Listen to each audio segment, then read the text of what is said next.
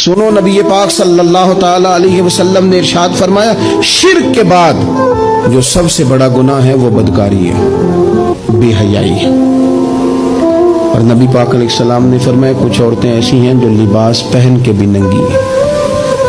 फरमाया, ये वो औरतें हैं जिन्हें अल्लाह तबारक व तआला जन्नत की हवा भी अता नहीं करे, खुशबू तक नहीं मिले। इनको ये समझाएं। ये आजकल बड़ा उरूज है शादियों का।